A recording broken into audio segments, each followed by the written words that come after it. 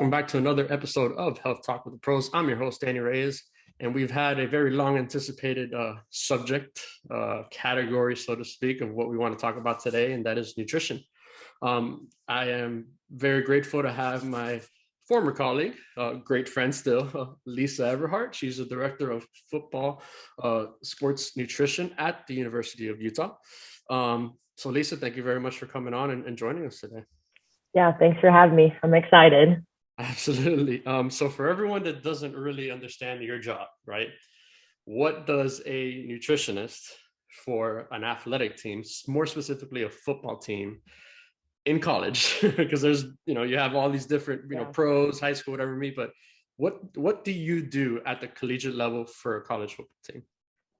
Yeah, so it's definitely heavy in food service, between building plates with guys, helping guys fuel during and around activity. To me is a heavy area, and just learning how to build relationships that influence food and their decisions around food to help their performance. Other things that people might not know or think nutritionist, dietitian does is we do body composition, body weights, hydration testing. We help with a lot of hotel and travel things too as well, which is in and around food, but people might not realize how much goes into that back work just to feed and do a meal and things of that sort. That's kind of a quick snippet of things that people probably assume that we do, and other things that they might just be like, whoa, I didn't even know that was a thing of hydration testing, or, a lot of body composition and things of that sort. Yeah. And I mean, just speaking from experience, while I was at Utah and everywhere else I've been, the athletic training staff, the strength and conditioning staff, and the nutrition staff were always hand in hand in everything that we did, whether the team was at home or at an away situation playing another team.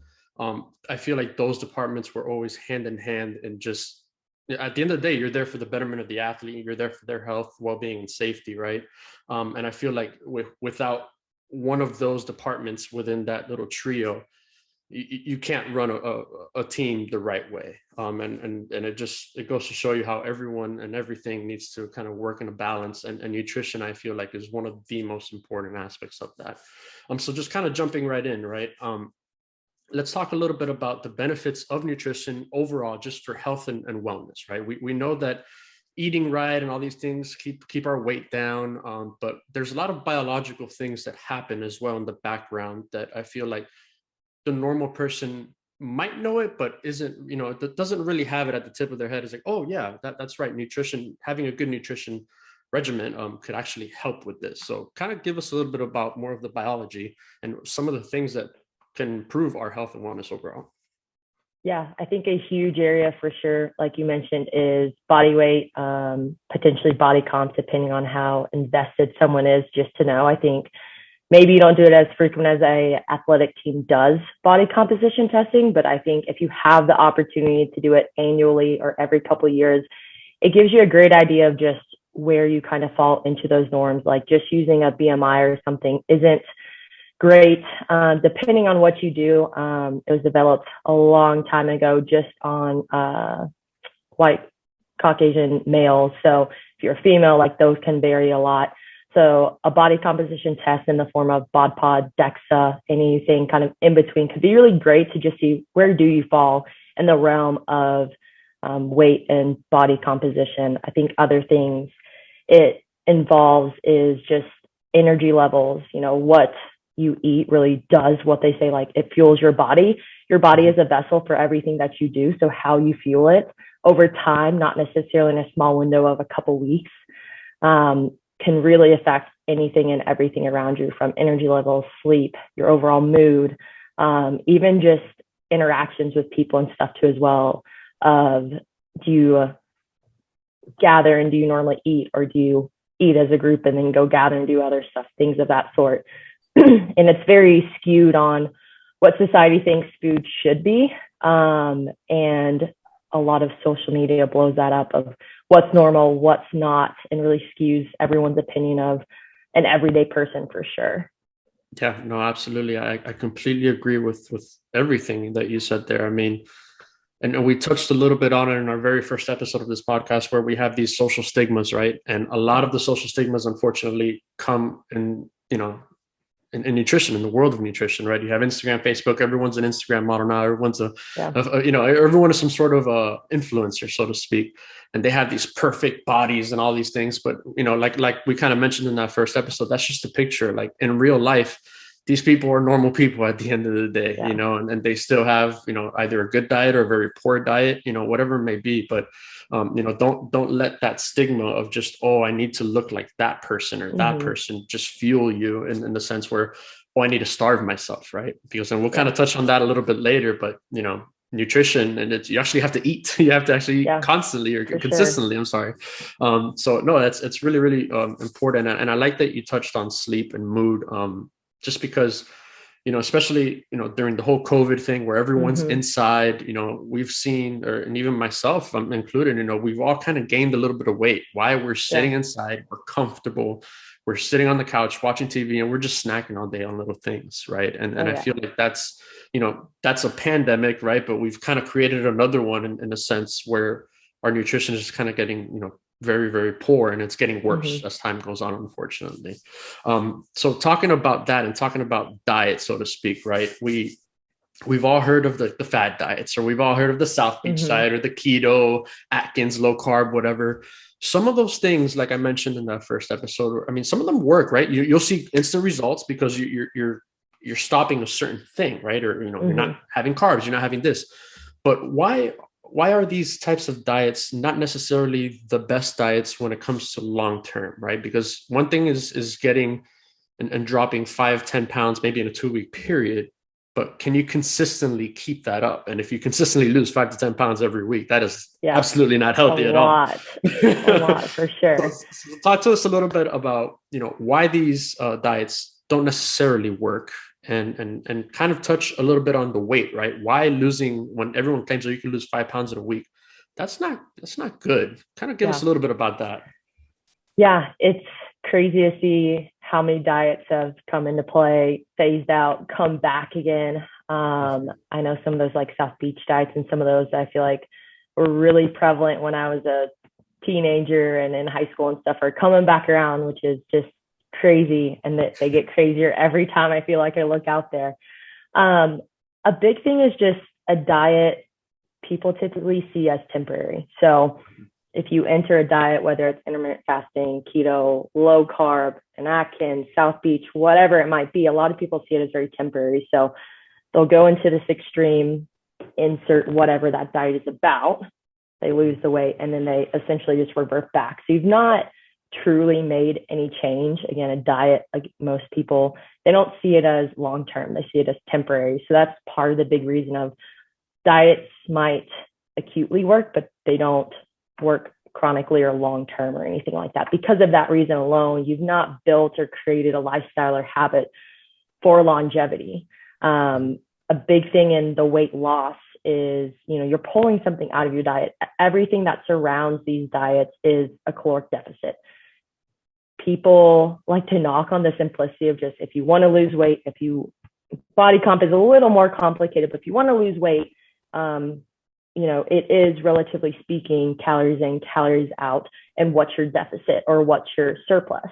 If you are abundantly over in calories, you'll likely gain weight. And again, we're talking over a week, maybe a month span, not a day or two. That's normal to fluctuate between day to day. And same thing goes with losing weight too as well, is the longer you're in a caloric deficit, the more weight you might lose.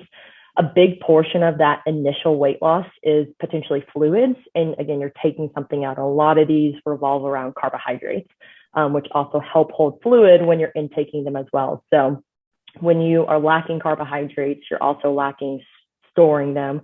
So fancy term for that is glycogen. So that all, it might not weigh a ridiculous amount, but it all does contribute to your overall body weight. So you'll kind of hit, per se, a wall of like, oh, I lost 5-10 pounds and I've kind of just hit this wall.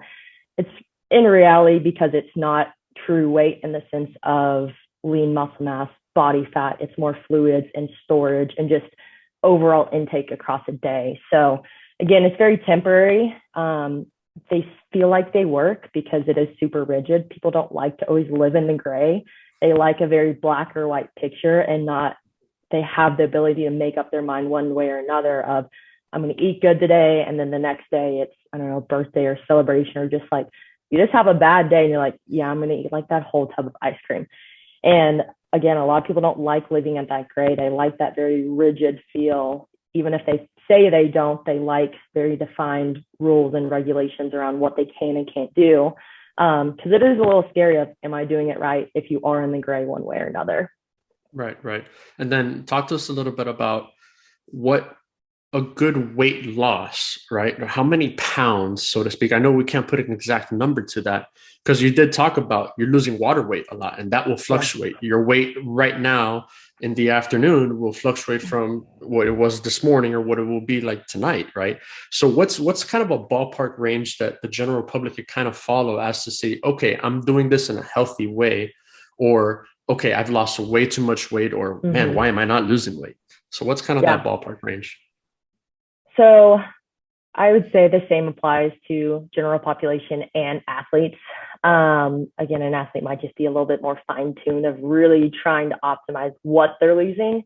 Mhm. I think anything more than a couple pounds a week, so one, maybe two, is kind of our standard for athletes. Again, if you're just looking to lose some weight, especially if you're looking to lose a larger amount of like 30 to 50 pounds or potentially more, depending on what place you're starting at, you might have more weight loss in the beginning, but the slower trend you can have out, the longer that trend can last versus huge weight loss.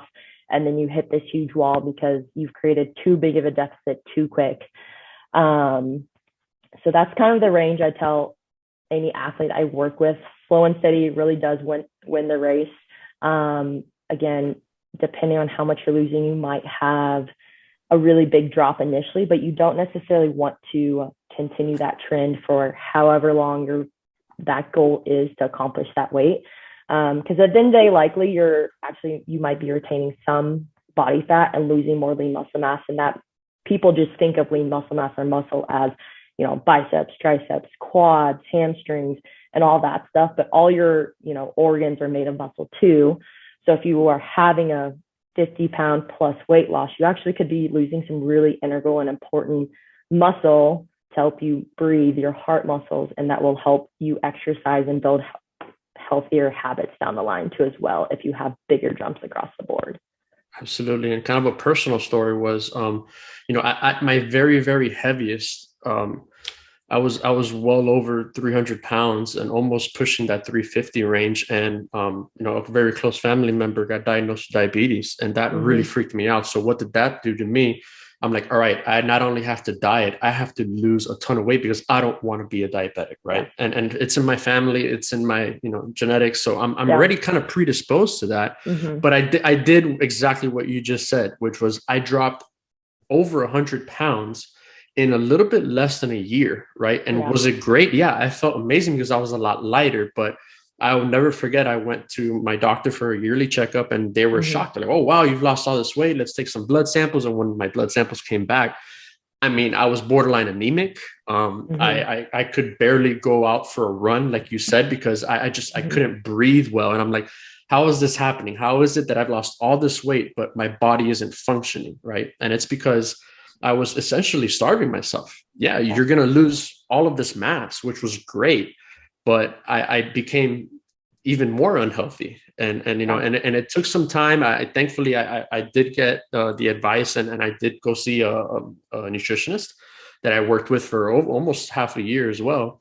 And it was kind of scary at first because I started to gain some of this weight back, you know, and it was Mm-hmm. freaking me out. I was like, no, I just did all of this. But the nutritionist, the way that, you know, that individual put it at the time was, we're not gaining this weight back, we're getting you healthy. You Mm-hmm. need this, right? You need this muscle mass, you need all of these things. So, and then finally I did gain about 20 pounds. But when I went to go do my labs again, everything was back to normal. Everything was great. My potassium levels were great. My Yeah. iron levels were great, and everything just checked out. So that's really, really important that people understand that yes, you want to lose weight, and yeah, it is important to lose weight and be healthy and all of that, but you should do it at a decent rate. You should do it at something that's healthy. You know, don't do it like I did, where I lost a ton of weight in like Mm-hmm. 10 months. You know, that's just not healthy. And I really put my health in jeopardy, you know, for that. Yeah. It's people put such a heavy I guess, weight on specifically weight, that's the number you have to go off of. And again, that's what's stigmatized of they're overweight, they're underweight, oh, their weight, they've got to be great because their body looks great and maybe their weight's really poor, or maybe they do have a high body fat percentage. So that's why sometimes that body comp can be really critical of someone who looks like the ideal and perfect person, like you're mentioning, could have poor habits as a whole around nutrition, a poor relationship with nutrition, poor blood labs, might not even be able to run a mile or do a great workout, but they're seen as the ideal. And at the end of the day, weight is such a, I can't think of the word,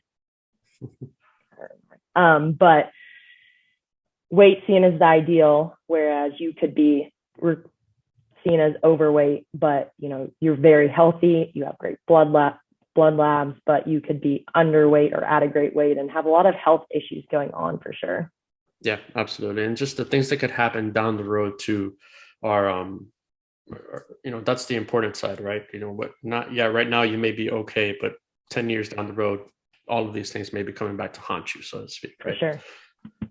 So let's move on to kind of what's the right diet, right? What's the right diet for a person? How, if they've kind of heard us talk about all this and now they're freaking out a little bit because they're like, all right, well, I can't follow that one and I can't follow that one. Yeah. What do I do? And I always, I try to tell people a diet, like you said, isn't a temporary thing. It's a lifestyle, right? Yeah. So what type of, how would you help or how would you guide somebody that today wants to make that change?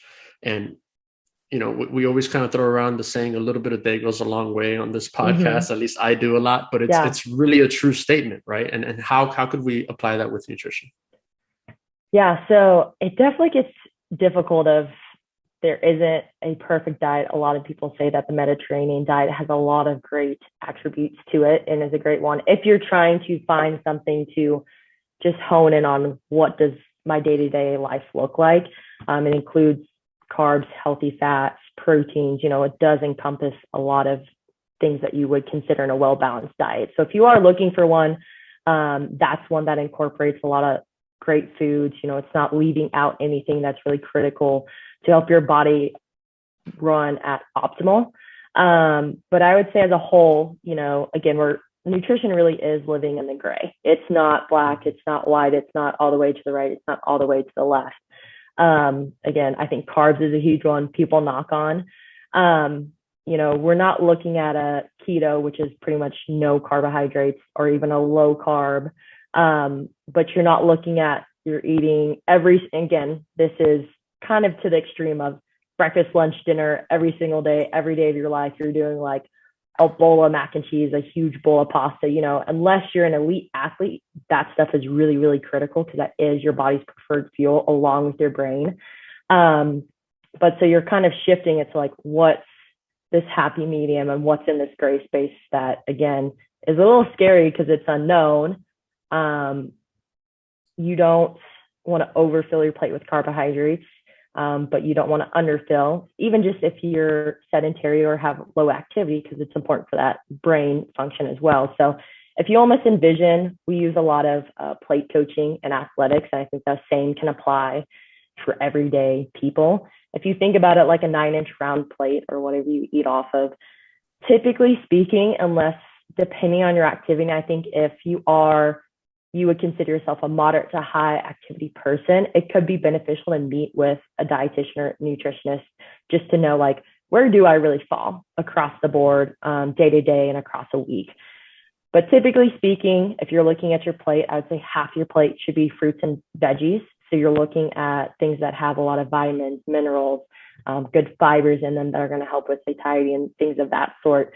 And again, you're not looking at all fruits, all veggies, and it might vary a little bit based on meal. Moving over to the other side of the plate, so the other half, you're going to cut that into half as well. So you're going to have 2 quarters. So about the size of your palm. For most people, about a palm size in circumference and thickness of your palm. Again, I know people's palms might vary a little, but it gives you a good visual of what's going on and what's too much, what's too little. Probably every 3 to 4 hours trying to get some protein in. That's easy in meals. Snacks can be a little bit more difficult because a lot of things we snack on are high in carbohydrates, not high in protein, but specific to a plate, a fourth of your plate, you want protein. So that could be an animal base, that could be a plant base. Intermixing the two will also give you a lot of health benefit too as well. We're not shifting all the way to I'm eating a carnivore diet or I'm eating all plant based. If that's what you prefer, that's great. As long as you're not cutting anything else out to emphasize that one thing more. Right. But again, a balance between the two as well. And then last is that what we consider grains, or when I talk about carbohydrates, everything that you typically think of, the good stuff, the bread, the pasta, all that stuff, that kind of fits into that quarter. If you feel like you exercise 30 to 60 minutes every day, maybe breakfast and lunch increases that carbohydrate intake a little bit more. And it's about a third of your plate. So now you're looking at a third between fruits and veggies, a third of carbohydrates, and a third of protein. Again, if you're super active, that could swing to a higher amount of carbohydrate. But generally speaking, for most people, including myself, just because how life goes and stuff, there somehow becomes less and less time to work out and do some things that are physically active. You're looking at a fourth to a third of your plate. Looking at carbs specifically, because I think that's the area of where people get really confused on, well, like how much. You're telling me not to eat too much, a whole plate full, but you're telling me I shouldn't go keto or low carb. So what does that really look like? Again, it's kind of living in that gray, and people aren't comfortable with living in the gray. Other things to know is there's going to be days you're going to go out to eat. The chicken Alfredo looks awesome. They do it well. It's a great Italian restaurant or something. Like, yeah, do the chicken Alfredo. But you're looking on a broader spectrum of I use an 80-20 rule with a lot of the guys, and just people of like 80% of the time, what most people would consider healthier, that healthy plate building of half your plate fruits and veggies, a fourth protein, a fourth carbs. I'm doing that majority of the time. That other 20% of the time, maybe you're going crazy, maybe you're not, but it's important for overall health, a good relationship with food, and just your overall mental health too as well, because that is the stuff there's a reason people enjoy it, because it tastes good. But you don't necessarily want it overtaking your whole entire nutrition lifestyle either. Absolutely. And I feel like those were great tips and advice for everyone. But I also feel like when somebody goes for their annual checkup, right? I feel like a lot of times they have these thoughts in their heads and they want to ask the doctor. And a lot of times the doctor may not have the perfect answer, right? But what the doctor can do is, like you mentioned earlier, was refer you to a nutritionist, refer you to a registered dietitian, right?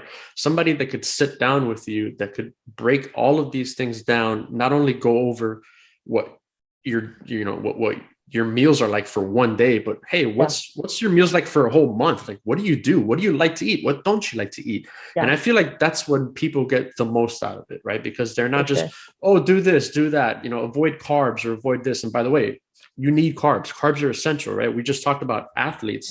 Athletes need to go perform in a football game. These guys are running around, hitting each other for 45 minutes, when at the end of the day, it's a little bit longer than that. Yeah. And it's, they need the energy, right? They need all of these things. But I feel like if individuals could seek the help of a registered dietitian, it would just make their whole lives a lot easier. Insurances cover that. So I feel like it's something that if you have health insurance, that's something that's very easily accessible, that you might not know where to go, but I'm very sure that your primary care physician has some sort of individual or organization that they could kind of refer you to and get that help. Yeah, I think definitely don't be afraid to ask your physician or doctor for a referral out. When you're looking for someone, a lot of times a registered dietitian or nutritionist gets interchanged a lot, but definitely just make sure you're seeking out a professional. So when it's people are like, what does that even mean? I see nutrition, so I'm assuming they know their stuff.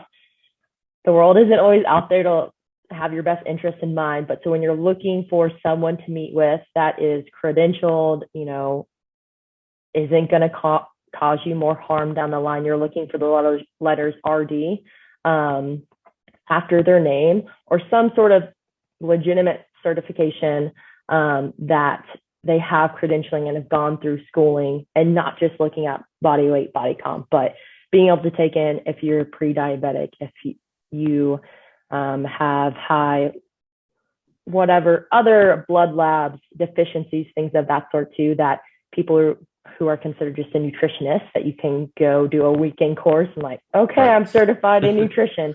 Yeah. They might be more knowledgeable on the basics, but they haven't gone through the schooling or practicum hours. So gone into hospitals and other rotations to do live work and stuff with actual patients and people that come in too as well. So just make sure you're definitely seeking out the correct help too as well. So it's not, one, you're wasting your money, and two, that you're getting the correct information that's going to benefit you as a whole. There's definitely some really scary stories out there of nutritionists, people who aren't dietitians. The general population doesn't know, how would they know who Yeah. they're supposed to go see or not too as well. So make sure you're seeking out a professional registered dietitian to get your best information, and also just have your back through the stigmas, through what's actually correct, and just some of those false things that get intertwined with society too as well. Absolutely. I mean, it's crucial that people, seek out the right person, right? Everyone or anyone could be a personal trainer, right? We always, at least For in the sure. athletic training world, people always confuse us. Oh yeah, you're just a personal trainer. No, no, no, no. That's not Yeah. what we do. We're more than that. Not to Yeah. put them down. I mean, because what they do is a great deed to everybody, right? But it's different. It's a totally different world, right? They think that a personal trainer is the guy that works you out, or the individual Mm-hmm. that puts you through all these really crazy diets and all that stuff. And no, not necessarily. You have those people, and some of them are great at what they do, but there are unfortunately those bad apples, and they're just not good at what they do, and they're Yeah. actually doing more harm than good sometimes. So definitely seek out a professional who is definitely a registered dietitian, who's, like you said, gone through the education, gone through the practicum hours, because that's when you've kind of been exposed to everything, right? It's just not Mm-hmm. the 20-year-old who's trying to lose some weight to look good in a dress, or Yeah. the 30-year-old or the 50-year-old weekend warrior guy who wants to go run a marathon, right? It's Yeah. the For sure. 75-year-old individual who has diabetes, who has high blood pressure, right? How could they benefit from a good nutritional, regimen, so to speak? So Yeah. that's really, really important.